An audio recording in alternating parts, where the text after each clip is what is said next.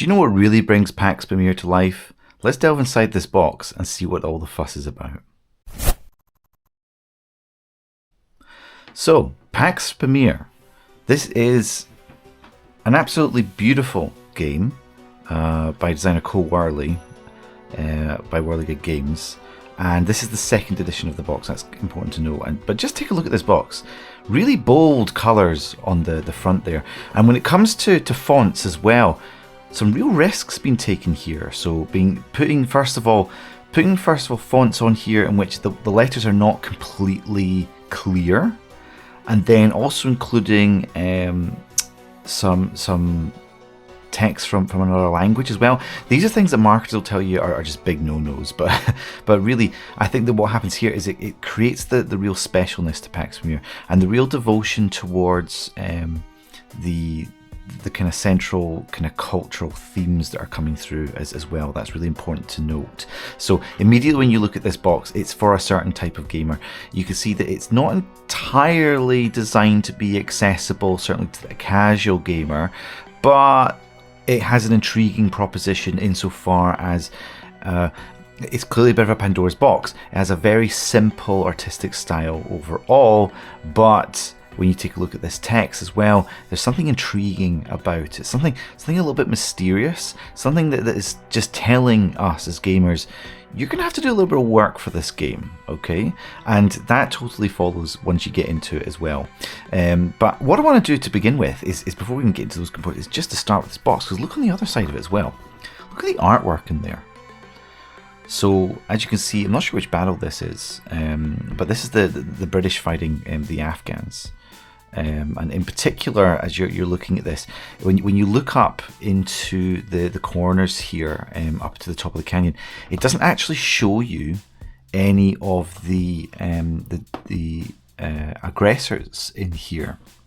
So there's just this sense that that something is going wrong. You can see that these guys are shooting back at someone, but it doesn't show you who the perpetrators of that are. So really interesting there. And just this battle, and I think that this really encapsulates how the game actually goes, because the attacks that come in this game can come from places that you really just do not expect. And so right here, all of this is just telling you, this is a game about intrigue, this is a game about deception. Everything about it is just oozing with it. But let's go, and before I even get into some of these components that are sitting on the box, let's pull out this insert that's holding everything. Hopefully it's not all going to fall apart. Oh my goodness, this was a bad idea. Yes, look at this. Wow, just look inside there. Absolutely no reason to put artwork into the bottom of this box here, because the insert sits on it. Nobody ever sees it, but look, they did. Absolutely beautiful. So you can see the devotion to this as an art form for Cole Wehrle, and that's really coming through here. You look on the back. We're going to come back to this. I'll show you that in a minute. What I'm going to come back to here, but yeah, just kind of setting out what's going on. Very text heavy, which is interesting because this game is not particularly. Although you will be spending a lot of time with the rule book. That's the one thing I will say. And so going around the edges as well. Again, just look at this. Look at this lovely. Look at the flowers here. Just brilliant. Just beautiful stuff. Beautiful all the way around. As I say, devotion to this is an art form as much as anything else. So I'm going to set those up there so you can have a look at them. Right, so then on the top what we have this bit of plastic to protect everything that is inside of it. And you're going to need that because as you can see, I've already opened this. The components are kind of sitting on the top. It doesn't all fit neatly and nicely in. You actually can take all this apart and get it to fit in. It just takes a lot of time and effort, so I wouldn't necessarily recommend it. I've been bagged everything up here like this for a reason. We'll cover that in a future video when it comes to the reboxing. So all that's sitting on top, so it's great that we have this that just keeps everything protected, especially just these bits of kind of nice, it's not paper, it's kind of glossy paper. But it just keeps all of that protected, so I'm glad that we've got this. I always think this, what's the point in this? It's inside of a box, but actually it's to stop things from curling up at the edges, so glad that we've got that. I know it's a very small thing, but small things are very important. Again, just a clear clearly wanting to conserve everything that is inside this box. Doesn't want things to get dog-eared very quickly. You can actually see the plastics become dog-eared, right? But great that the useless bit of plastic's dog-eared, so that everything else isn't. Perfect. Okay, then we've got the rule book here. They haven't even got a proper cover page. Just goes straight into rules of play. So very kind of economical in the way that it works here. Once you go into these rules, it's a tricky game. It's a very, very tricky game to just get your head around. It has a lot of complexity. The reality is that once you internalize it, it's not that difficult, but quite tricky just in terms of being able to do that task of internalizing, because there's just lots of moving parts. But you can see the artwork in it is gorgeous. I think there's quite a lot of text in here, to be honest. But the robot would be twice the size if you were to get a lot of proper diagrams in here. There are some diagrams. They're actually quite small. As you see here, very small diagrams, to be honest. I'm not hard of sight, so that's okay for me. But again, it's kind of shoving everything in, it's compacting everything in, and it doesn't take away from the fact that there's quite a lot of text to go through here. Great that you actually can see that some of the text is emboldened, so pulling your eyes towards it, which is great. See, when it comes to this bit here in particular, there's two parts of it: the dominance check and also the overthrow rule. These are two bits where I think that this rulebook could have done with a little bit of a better visual. And actually, I've got something here just to show you on that. So this is something that someone's prepared on Board Game Geek.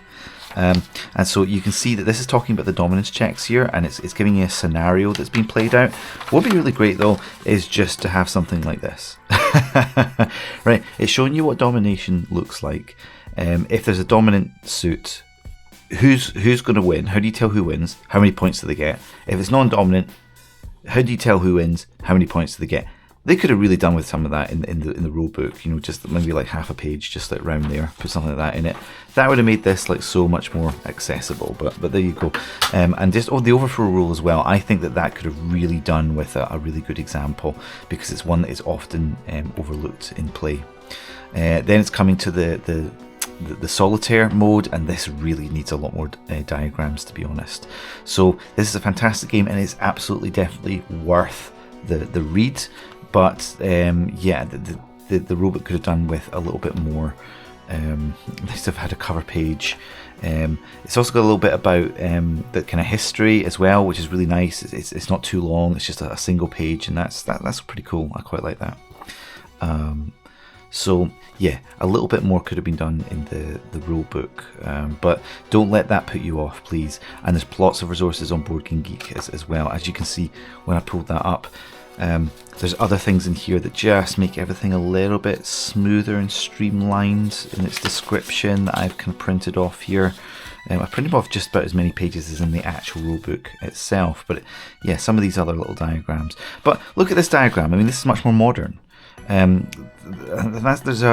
clearly an artistic choice that's been made here, because this has a certain degree of authenticity in terms of the kind of origin, the setting in which the setting in which the game is actually designed from, and it's retaining that. And if you put in a lot of these diagrams and things like that, it would modernize it in a way that is that would just kind of take you out of it a little bit. So there we go. Look at me, just an impossible customer there to please. Like I say, I don't mind. I'm just kind of pointing out because it's there. But to be honest, if someone hadn't asked me, I wouldn't have said anything. Then we've got a couple of just player aids. These are really nice. This makes some of these ideas really, really simple. And part of the reason why I say it would be nice to have some of those diagrams in there is because, see, everything that's on the player aid, this is all really clear and really simple. And really easy to understand because of this player aid. And so it's more just in the, you know, could they not have maybe printed on the back of the player aid some of these things that I'm talking about? So maybe if there's a future edition, that would be nice to see some of those parts, especially the bit about the dominance check.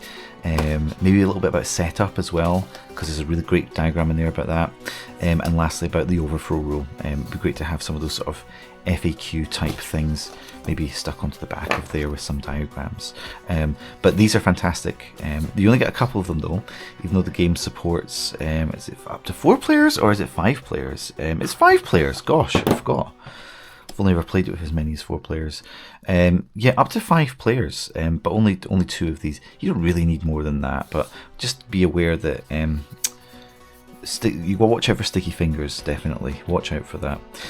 Next we're going to get into here, and this is the card display. So yep, simple functionality. You can see where each card goes, the numbers along the top, nice and simple, and clear contrast from its background. And then just look at that. Yet more wonderful artwork, just showing you a lovely scene in a market in an Afghan village. Absolutely fantastic. One thing about this though is that on the back is the game board. We're going to come back to this because there's really absolutely no reason for it to be on here, but I suppose that if you lost the part of the game board that I'm going to talk about, you could flip this over, because you don't technically need this. You could create this by yourself. But we've got the game board on here, so it's just interesting that we've got a spare sort of game board, but like the back of the player aid is blank. They didn't put in a cover page for the rule book, so just some interesting choices in terms of what they did decide to put in and what they didn't decide to put in. But yeah, this could be really useful and functional if you need to use it. So again, a lovely display there, and so that's really nice. I just love going into it, and every single time I look at it I just see different details. Now the thing is, because you've got the cards sitting on it during play, you don't see it, so the appreciation is really about when you open the box. So see, if you're trying to sell this game to a friend, you know, open the box and just let them look at the components. That's the best way to sell this game, really, because you're not going to see this when you're actually playing, which is a shame. So let's get into it now. So what we have here is we've got components, let's say, for 5 players. 1, 2, 3, 4, and 5 in the different colors. So I'm not going to pull out for all 5 players, but we're just going to do it for 1. The colors are not confusing. One thing that is a little bit confusing is black and grey, especially when you take a look at the... Let me show you this. Especially when you take a look at this wheel. When you first get this game, the wheels are not constructed, so you need to put those together. It's not difficult, just something for you to be aware of. This is definitely not a game where you want to just open it up and start putting it together. You want to make sure that you get it, you open it up, put everything together before you have your first play, because there are just little bits like this that you need to be able to put together. But look at this. Which one of these is black and which one's grey? Which one's black? Which one's grey? Well, this one's a little bit darker, so this must be black. But it's not black, it's grey. And this one's kind of brown.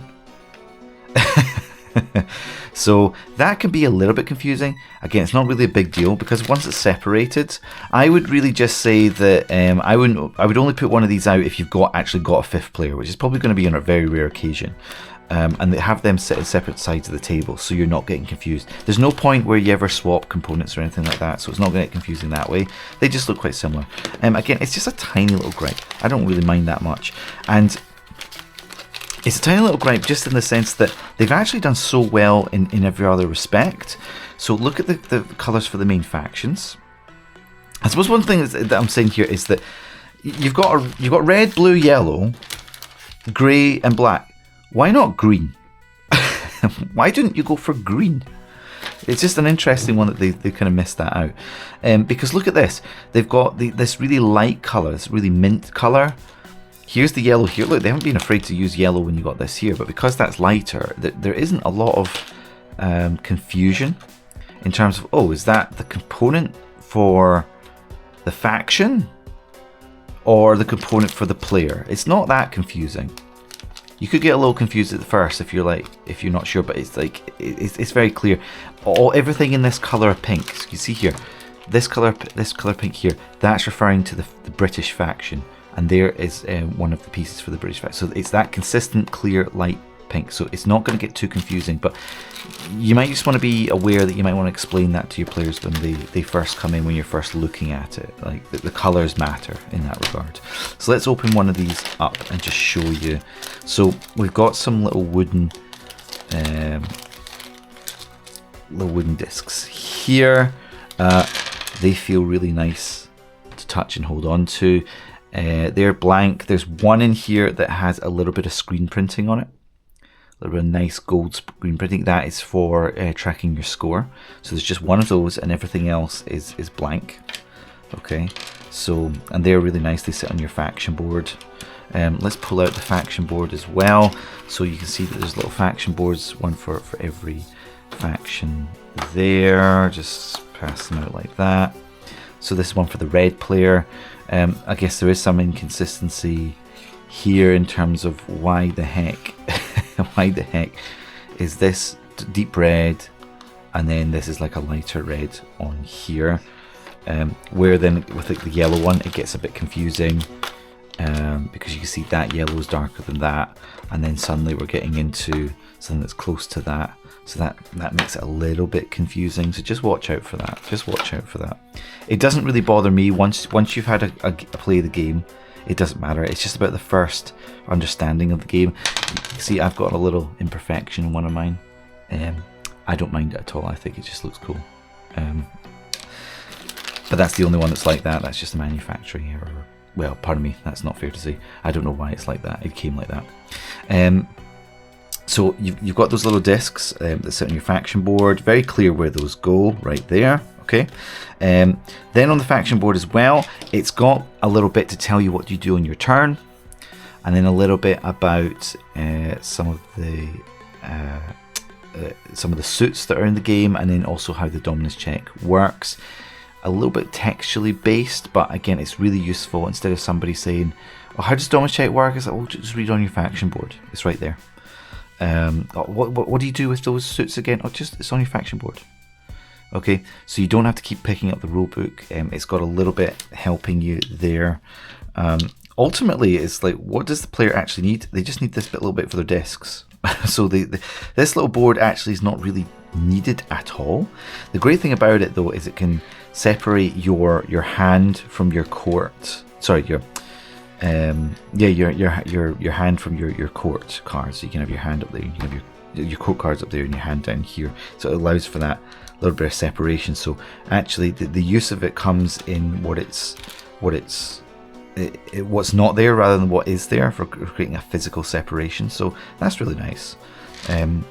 See, there's again just more artwork on the back, same on all the cards. It was only actually coming to do this video that I actually even realized that there was artwork on the back of this. But again, you need to sell this game to a friend, you know, try to say, "Oh, we should do this." "Oh, I'm not sure." Just look at the art. Just look at it. It's absolutely smothered in artwork. It's beautiful. You've also got these dials here. Again, it's got a little thing for putting your tokens on. That looks clear when you're in the game, and it's got each of the factions on it there. So I'm finding with this, mine is quite loose. So you got to be careful that you're not using this to remember which faction you're aligned with, because it's very easy to sort of pick it up and it kind of shifts a little bit like that. So just watch out for that. Mine are a little bit loose. That's maybe come with a little bit of play. Yours will still be a bit stiffer when you first get it, so just be conscious of that. But it absolutely does the job there for aligning your faction, and I think it's a great solution to that issue there. Right, then what we're going to do is I'm going to pull out, do I want to do this next? No. Let's go and just take a look at the coins. So the coins, these are the cardboard coins that come in the core box. And again, they've got artwork, thematic, in the form of coins that you would have actually gotten in Afghanistan at the time. Really, really nice in terms of the artwork. It's both sides as well, but at the same time, it's wooden tokens. I know some people don't like wooden tokens. I don't see why. They're perfectly fine to me. A little bit of ASMR going on right there. Perfectly functional. I've never ran out of them. It's been really close. You can but I've never ran out of them. And actually, I believe in this game you don't actually, if you run out, then you just don't have any. So important in terms of the number. I don't actually know how many there are. But yeah, I really like those as well. And again, just starting to sell the setting of this game even more when you see that. Here you can see the card for the solo mode. Let's come back to those. Let's go into the cards here. So I've split the cards up into the cards that come from the players will actually use, the event cards, and the dominance check cards. You don't have to split them that way, but I decided to do so. And this is where I think that this game really pops, because you're going to spend most of the time actually staring at these cards, right? This is what you're going to spend most of the game doing. And just look at the artwork on these cards. It's a little bit inconsistent because some are more sort of like almost like photographs, some are sketches, some is like proper like art, but it's all very kind of period specific. Just really bringing the game alive. Really bringing the game alive. There's a lot to these cards, is one thing I'll say. There's a lot going on the cards, in that you've got the suits, you've got the actions, you've got the territory, you've got the name. Sometimes there's an alignment with one of the factions, so that's on there. Sometimes you can betray it in order to get points. Another way, it's got a little bit of text about what this card is about. It's got some other actions. So there's a lot going on these cards, and that is the one thing about this game that makes it so complex, is that each one of these cards, so you've got, let me just double check, yeah, you've got 6 times 2, you've got 12 cards sitting in front of you at all times, sitting out on display there. You've then got the cards in your hand, you then got the cards in your court, and then you've got the cards for your opponents as well. And the cards for your opponents, their court cards are public knowledge. Their hand cards are private to them. So you could be staring at just nearly 2 dozen cards. If you especially if you've got like a 5-player game, so you could be staring at 2 dozen cards. All that information is out there. It's just so much information to try and keep track of. So much information. That's one tricky thing about this game. Just there's so much information out there to keep track of. But it's all displayed really well. The combination of using these kind of bold colors, because they have to use the colors for the players, for the factions, and then also for these suits as well. So there's colors everywhere, and they've done really well to distinguish them in some instances. Although the blue for the intrigue suit kind of looks a lot like the blue for the player board. So it's really clear to make clear to players like what these different things are, the difference between the suits, the factions, and the player component colors, because it's really easy to get those confused, especially in your first couple of games. Really easy to get those confused, but you spend most of your time looking at these cards, and they are absolutely gorgeous, absolutely wonderful. Absolutely love those. And there is certainly you don't go through all of them in a single game. You could go through all of them in about 2 games, but because you reshuffle it, the randomized order is part of what makes it. The randomized order is part of what makes it such a replayable game, and it doesn't in any way feel. I'm just playing the same game, but everything's in a different order. There's so many cards, that means the different combinations are so high and so varied that every game really is very different. You've then got these event cards, so they also go in there as well. And again, nice and simple. If the card gets discarded without getting bought by anyone, what happens? And if it is purchased, what happens? And again, the artwork, just beautiful. There's the back of the cards. Again, just selling the setting. And you just sit and look at these cards all day. And the great thing is because they're very distinct from those cards that you can see that it's an event. It's very clear that it's an event. You're not going to get confused there. You can see it's very clearly an event, which is really nice. Oh, I should put those together. Anyway, you then got the dominance check cards, and once again, look at this dark red, dark blood red, and that is exactly. You know, dark, but like signaling danger, and it is danger. It is absolutely danger. They've got the same artwork on each of these cards, which is interesting. They're functionally the same in ways that everything else is different. So maybe that's not a big deal. Again, on the back, just more that artwork. Yeah, these are really scary when they come up because that's when it comes to the scoring, and because it's in a randomized order, that they are slightly kind of spread out across the deck, but you don't know quite when it's going to come out. So really appropriate color that really sells the we're getting ready to score, but I'm not ready. My plan hasn't come together yet. And so it's fantastic when you see that come up and it's slowly lurching along the board. It's fantastic. You see, there's lots of baggies in here. I've actually got some baggies left over, so I'm not sure exactly how you're supposed to put them in. Yeah, because we're still doing cards, let's do the solo mode, the Wakhan. So this is for solo, or if you're playing with only 2 players. Again, you can just see the character on the back of those cards there. That's giving you a little bit about how it works. So if one person in particular, maybe the person who you could maybe go round and everyone can have a go at using the Wakhan. But you maybe just want to have one player just kind of doing it for them. The Wakhan in particular is really, really tricky to operate, and like I say, in the rulebook, that's the part of the rulebook where it's lots of text, not a lot of diagrams, and I think it makes it really, really difficult to actually work the Wakhan. It takes a bit of time to get to know it. But look at this, it utilizes both sides of the cards. So what happens is that you shuffle the cards up, and then what happens is that you pull it from here, and then it's telling you lots of different information. So one about which faction it's loyal to. It's also telling you whether you're going to use the top or the bottom in terms of decision making. It's also going to tell you which row and column to take from the card, if it's going to buy a card. And then it's got the actions it wants to take, and then the order in which to prioritize the regions. So all the information is there, but again, lots of information, lots and lots of information. So it just takes a little bit of time to get used to that.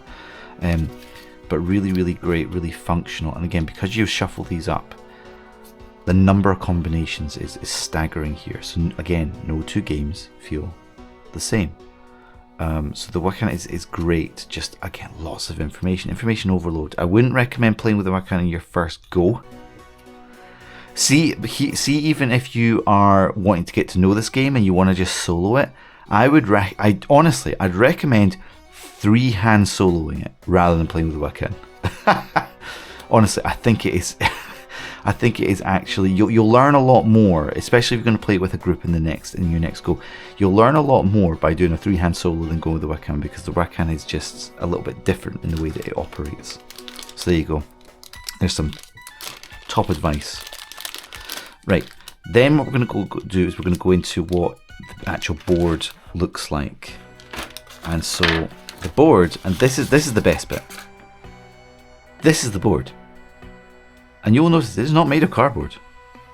Oh no, it is a carpet. And it is made of fabric. Blank at the back. And when you first unravel it, it's a little bit tricky because it's all sitting funny. And you might think, oh, well, that's annoying. You know, I know a lot of people get annoyed about boards that kind of fold up at the edges after you've had them for a while. And this is worse in many ways. And at the same time, it's brilliant because just the way in which it really, once again, is selling that setting. It's just so much more tactile, it's so much more 3-dimensional. Just in its imperfections, in the way that it doesn't quite sit right. It's unlike anything that you've ever seen before. And it really feels like that you're using a map as if it was made from the period. And the way that it doesn't sit flat, it's not perfect. It's not made to be the perfect user-friendly component. It's made to make you feel like you're really there dealing with the frustrations. I just want to take some sand and like rub it into it. Like that's how I feel. It's like I want to make it even more authentic. I want to like stain it. You know, it's like you stick it under my armpit and then sweat on it a bit. You know, let's really stain it up and make it look even more authentic, sort of thing. This is the best component in the whole thing. I absolutely love this. I love as well that. When you set it out, you've got each of these markers which show who rules the region. So when you take control of it, you take it and you put it on your player board, which is nice. That's nice. That's like, oh yeah, because there's different ways that you could do it. You could mark it. You could maybe move like one of your discs onto something else, but they didn't do that. It's you pick this up, and this is yours. This is yours now. Nice wooden screen printed component. That's yours now. You own that. See Kabul? You own that. And it's great as well when you've got that, and as the game goes on, people are like, oh, who owns Kabul? Oh, it's that guy. That guy owns it. You can see it on somebody else's faction board. Okay, I'm gunning for them. That's really cool. The other thing here is we've got this little component here. Some people say this is their favourite. If you go into Board Game Geek, some people say that this is their favourite component, this little tower. Absolutely beautiful. That keeps track of the suit, so that will move up and down in here. And it's really cool, and it's nice. So it's made of resin. It's actually made of resin, not wood. It's not plastic. It feels like stone. That's the way to describe it. It's got a real earthiness to it. It's hard. It's nice. Really love it. I wish more components were actually made of that. No idea how sort of like bio-friendly that is, eco-friendly that is. As I say, here you put your marker up on there to mark how many points you've got. Absolutely astounding. That's what really brings this game to life, just this board. That's the bit I love the most.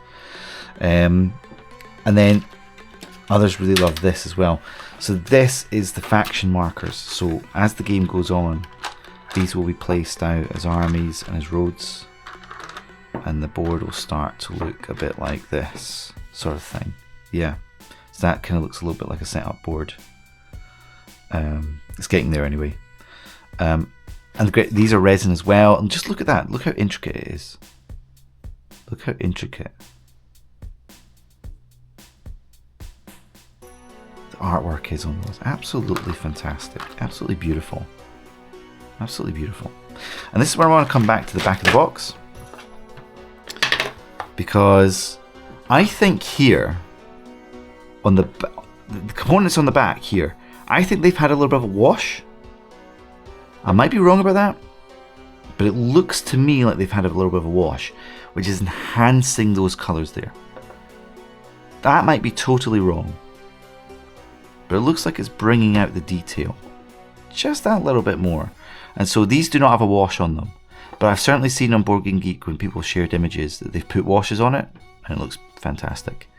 One thing I would say, this is just a taste preference. I've seen people put washes on it and it's too much. It's way too much. And it kind of ruins it a little bit. I don't think it needs it, but it might just bring out some of those details a little bit more. So just again, if you want that little bit of a wash effect, you're going to have to do it yourself. But it'd be easy peasy, so easy peasy to do it. That's not going to be an issue. Not at all. Also, when it comes to these as well, is that the number of each of these that are out on the board matters, especially when tracking the dominance, which is one of the victory conditions. So being able to see straight up how many are in the box and how many aren't matters. So you need to have 4. You need to have 4 more than any other faction to be dominant. So the Afghans would be dominant here because they've got 4 out on the board. And all you can do is you just take a look at the one who's got the most out on the board and you say, well, do they have 4 more than any other faction? And so in this case, it's not dominant. There we go. So then in order for the Afghans to become dominant again, so look, how many more have they got more than the next faction? 2. Okay, so we need to get another 2 out on the board. Bang, now it's dominant again. So it's so easy to keep track of it. So easy to keep track of what you need to do in order to gain dominance. So when you put these out, keep them all together. I actually like to put them out in the little plastic insert. Just let it sit like that and you just take it out. It's not a bother at all. Nice and tactile. Something that I've seen folk do, I don't really do this, but they take it out. But all you have to do is just flip it upside down. Like, oh, I'm doing a bad job here. Well, one thing you could do is do this. You put it on something like that, flip it upside down.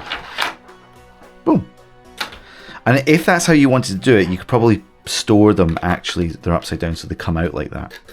Because there's the lovely faction symbol on the top of it. It's not on the bottom. But it doesn't matter, you can still see what they are. And then you can pull them out of there as you need them. Some people like to do that. I don't personally care. Part of the reason is because it's a bit of a faff to get it back in. So putting it back in is a bit like trying to pick up a spider. You know, if you ever have that in your house, you get a spider stuck in your house and you just want to get rid of it. So then you gotta try and slip something underneath it. And you want to do it, you don't want to hurt the spider, so you don't want to hurt its legs. So you've got to be careful. Flip it back over again. Too much faff for me, but it can be done. Nice little touch, way to make your game look a little bit different. So that's everything that comes in the box. I suppose you can look at the insert as well. The insert, it's functional, does what it needs. You can fit everything back into the inserts if you really, really try. But see here the way that I've got these bagged up, that'll make more sense when it comes to reboxing. And when you've got them bagged up like this, it doesn't quite fit. So once again, having the plastic on the top to hold it all in. The box does close, it closes perfectly well. So if you do it right, you do it like the way I do it, you'll see that it's absolutely fine. So thanks for taking the time to look at this. That's everything that is inside the box of Pax Pamir 2nd edition. Please take the time to like and to subscribe to this channel because we'll be doing more unboxing, and we'll also be doing a lot more about Pax Pamir. And as well, just make sure you want to catch up with the reboxing and also a component review that's coming as well. But thanks for taking the time for watching us now. Catch you later.